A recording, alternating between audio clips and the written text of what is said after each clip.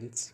Today I am going to discuss you about the Negotiable Instrument Act of 1881 and what are the chapters, what are the sections that are being included in the Negotiable Instrument Act of 1881.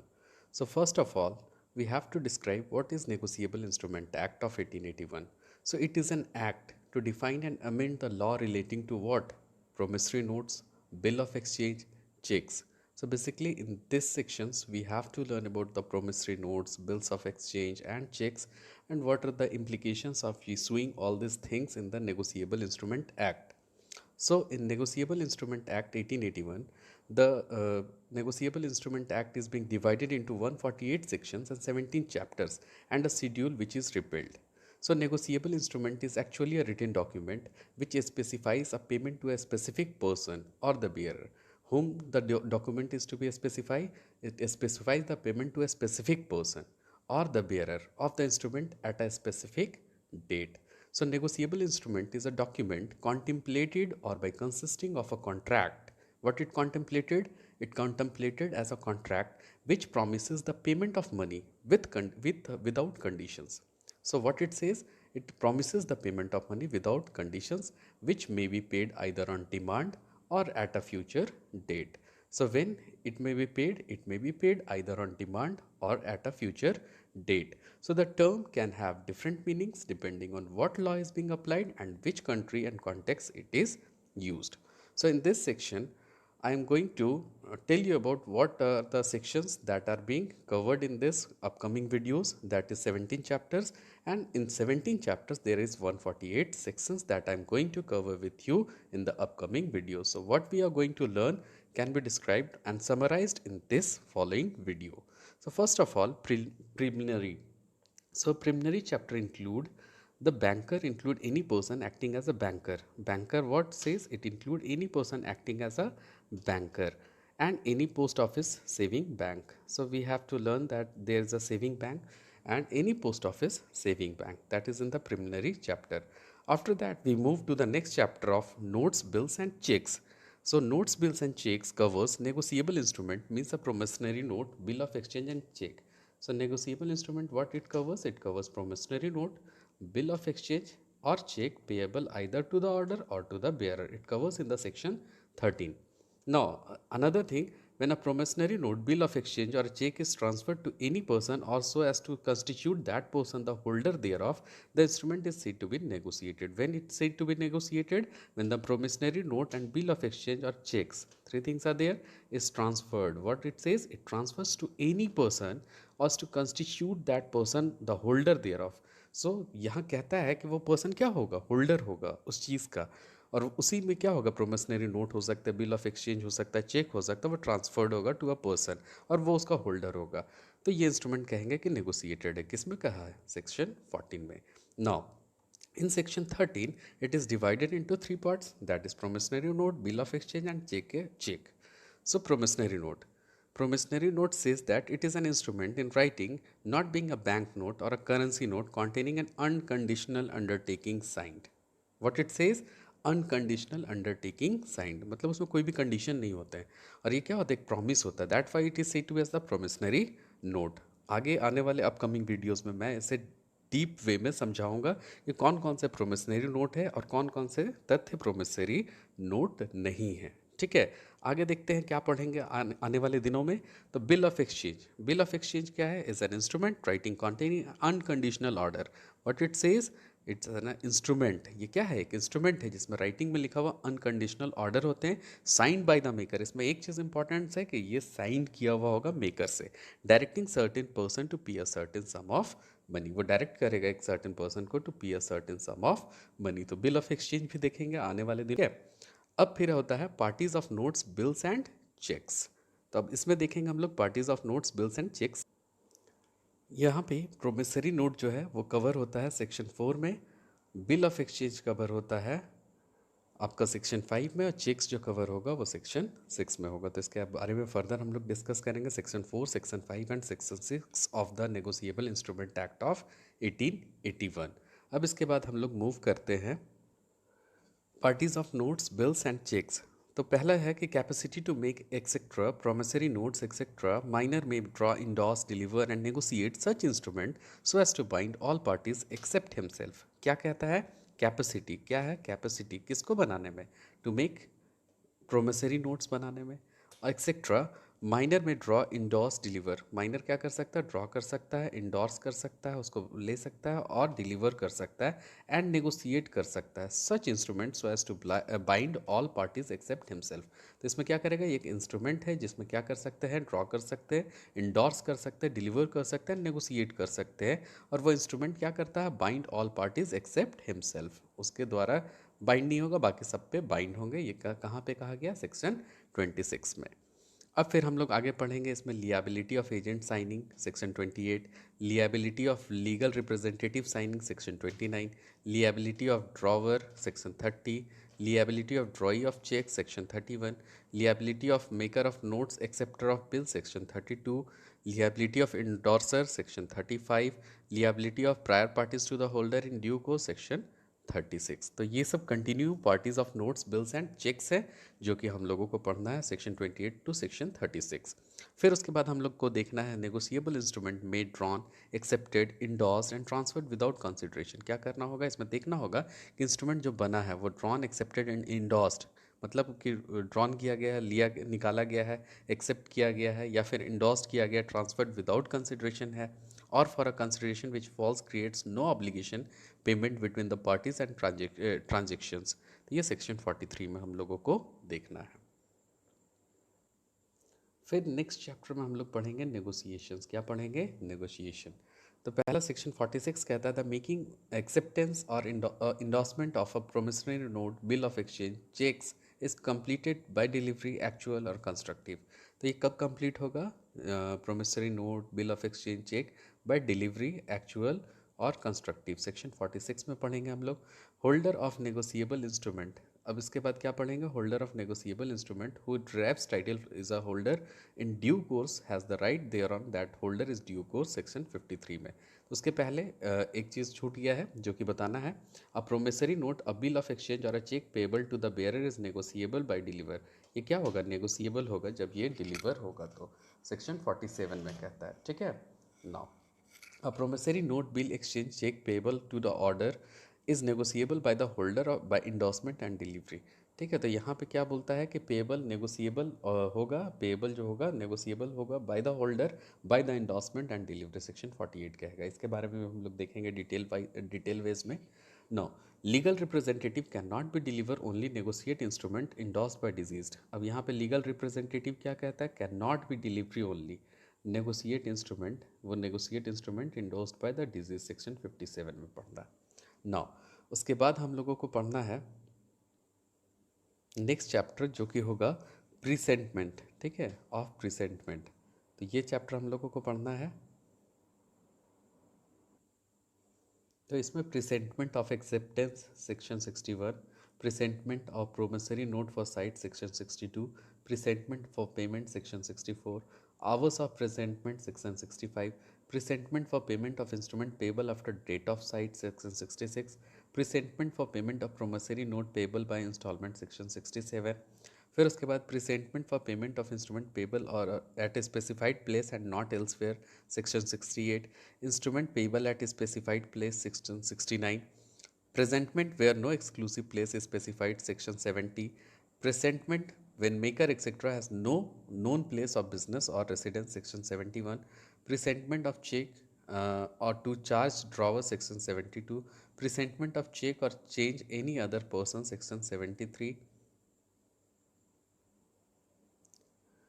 presentment of instrument payable on demand section 74, presentment by or to an agent representative of deceased or assignee of insolvent section 75। तो हम लोगों को देखना presentment में section 61 to 76। Now next is of presentment when presentment unnecessary। जब presentment क्या होगा? unnecessary होगा। तो क्या होगा? 76 में देखेंगे, अलग पार्ट में देखेंगे, बट उसी चैप्टर में हम लोग को देखना है presentment unnecessary। फिर आगे नेक्स्ट चैप्टर में हम लोग देखेंगे 77 to 81 में ऑफ पेमेंट एंड इंटरेस्ट। किसके बारे में पढ़ेंगे? पेमेंट एंड इंटरेस्ट के बारे में पढ़ेंगे। फिर next chapter of discharge from liability of notes, bills and cheques. इसमें हम लोग देखेंगे सेक्शन 82 में द मेकर, एक्सेप्टर और इंडोर्सर रिस्पेक्टिवली। मेकर है, एक्सेप्टर है और इंडोर्सर है respectively to a negotiable instrument is discharge from liability. क्या है डिस्चार्ज फ्रॉम लिएबिलिटी? सेक्शन 82 में बाय कैंसिलेशन हो सकता है डिस्चार्ज, बाय रिलीज हो सकता है, बाय पेमेंट। इसके बारे में डिटेल एनालिसिस करेंगे। फिर नोटिस ऑफ डिसऑनर जो होगा वो सेक्शन 91 में कवर करेगा डिसऑनर, और 92 में तो डिसऑनर बाय नॉन एक्सेप्टेंस, अगर वो एक्सेप्ट ही नहीं करता तो 91 में। डिसऑनर बाय नॉन पेमेंट, अगर पेमेंट ही नहीं करता तो सेक्शन 92 में। अगर डिसऑनर होगा इननेसेसरी तो सेक्शन 98 में। नाउ नेक्स्ट चैप्टर में पढ़ना ऑफ नॉटिंग इन प्रोटेस्ट। तो ये सेक्शन 99 कहता है व्हेन अ प्रोमिसरी नोट और bill of exchange has been dishonoured by non acceptance और नॉन पेमेंट। पहले ही देख लिया कि नॉन एक्सेप्टेंस था और नॉन पेमेंट था। तो यहाँ पे कहता है the holder may cause such dishonour to be noted by a notary public. तो डिसऑनर को कहाँ पे नोट करवाएगा? By notary public upon the instrument or upon a paper attach thereto or a partly upon each. ये कहाँ कहता है? Section 99 में। वहाँ पे नोटरी जाना होगा, नोटरी करवाना होगा और डिसऑनर के बारे में बताना होगा थ्रू ओथ। ठीक है। फिर उसके बाद है सेक्शन 100 जिसमें कहता है व्हेन अ प्रोमिसरी नोट और bill of exchange has been dishonoured. फिर से यहाँ क्या बोल रहा है? डिसऑनर्ड हो गया नॉन एक्सेप्टेंस से या नॉन पेमेंट से। The holder may within a reasonable time cause such dishonour to be noted and certified by notary public. Such certificate is called the protest. ठीक है। तो वहाँ नोटरी पब्लिक में जाना होता है, सर्टिफाई करवाना होता है। सच सर्टिफिकेट जहाँ से इशू होता है उसी को प्रोटेस्ट कहते हैं। ठीक है। सेक्शन 100 कहती है, इसको भी हम लोग डिटेल में जानेंगे। नाउ जो सेक्शन 100 है वो कहता है contests of protest. Contest of protest कहाँ पढ़ेंगे? सेक्शन 101 में। नोटिस ऑफ प्रोटेस्ट कहाँ पे पढ़ेंगे? सेक्शन 102। तो कॉन्टेंट्स ऑफ प्रोटेस्ट क्या क्या कॉन्टेंट्स है कि वो प्रोटेस्ट हो रहा है, अगर उसका प्रोटेस्ट है तो उसको नोटिस क्या करेंगे? नोटिस ऑफ प्रोटेस्ट क्या है? सेक्शन 102 में है। फिर उसके बाद जो नोटिस ऑफ प्रोटेस्ट है उसके बाद होता है protest for non payment after dishonour bye non acceptance. तो प्रोटेस्ट क्या होगा? नॉन पेमेंट का होगा, डिसऑनर होगा बाय नॉन एक्सेप्टेंस, सेक्शन 103 में पढ़ेंगे। और फिर कहता है protest of foreign bills. Foreign bills of exchange must be protested for dishonour when such protest is required by the place they are drawer, section 104 में। तो यहाँ पे क्या होगा कि जो प्लेस होगा ड्रॉर का वहाँ पे क्या होगा? एक्सचेंज होगा, प्रोटेस्ट होगा, डिसऑनर होगा, सब हम लोग देखेंगे सेक्शन 104 में। फिर नेक्स्ट चैप्टर में हम लोग देखेंगे ऑन ऑफ रीजनेबल टाइम। कितना टाइम है? सो रीजनेबल टाइम जो है कितना होगा, क्या होगा? सेक्शन 105 में देखेंगे reasonable time of giving notice of dishonour. Notice of dishonour देने के बाद रीजनेबल टाइम क्या होगा? Section 106। Reasonable time for transmitting such notice, फिर वो ट्रांसमिट करने में कितना दिन लेगा? सेक्शन 107 में देखेंगे। फिर नेक्स्ट चैप्टर जो हम लोग पढ़ेंगे उसमें acceptance and payment for honour and reference in case of need. तो एक्सेप्टेंस एंड पेमेंट देखेंगे फॉर ऑनर, उसको ऑनर करने में कितना एक्सेप्टेंस और पेमेंट है, and reference in case of need, क्या क्या रेफरेंस है। तो ये 114 सेक्शन में पढ़ेंगे। तो क्या है? राइट ऑफ पे फॉर ऑनर। क्या है राइट है पे का? पेयर का ऑनर के लिए। Any person so paying is entitled to all the rights in respect of the bill. तो कोई कहता है any person so paying entitled to all the right respect of the bill of the holder at the time of such payment and may recover from the party whose honor he pays all sums so paid with interest thereon and with all expenses properly incurred in making such payment। तो वहाँ पे कहता है कि acceptance and payment for honour and reference in case of need. तो जितने भी expenses occur होंगे, इनकर्ड होंगे मेकिंग सच पेमेंट, वो यहाँ पे पेबल होगा। और कितने पेबल हो सकते हैं? मैक्सिमम अप टू सेक्शन 114 में मेंशन किया हुआ, जिसको डिटेल में हम लोग आने वाले दिनों में चैप्टर वाइज चैप्टर पढ़ेंगे। नाउ ऑफ कंपनसेशन जो नेक्स्ट चैप्टर होगा। So compensation payable in case of dishonour of promissory note. Compensation क्या पेबल होगा इन केस ऑफ अगर डिसऑनर हो जाता promissory note, bill of exchange, cheque by the any party liable to the holder or any indorse shall be determined by the rules stated in this section। कहाँ पे कहता है? Section 117। तो ये क्या है? डिसऑनर होगा अगर पे, तो ये कंपनसेशन पेबल होता है, जिसमें कंपनसेशन में हम लोग चैप्टर में देखेंगे। फिर हम लोग देखेंगे special rule of evidence. Special rule of evidence किसने दिया था? एस्टोपेल ने दिया था। तो उसमें देखेंगे estoppel against denying original validity of instrument, section 120 में। फिर estoppel against denying capacity of payer to endorse, section 121 में। Estoppel against denying signature or capacity of prior party, तो इसको देखेंगे सेक्शन 122 में। नेक्स्ट चैप्टर जो हम लोग देखेंगे of cross cheque. Cross cheque के बारे में देखेंगे। सो चेक क्रॉस जनरली, ठीक है, तो जनरली जो क्रॉस चेक होता है वो सेक्शन 123 में, where a cheque is cross generally the banker on whom it is drawn shall not pay it otherwise than to the banker।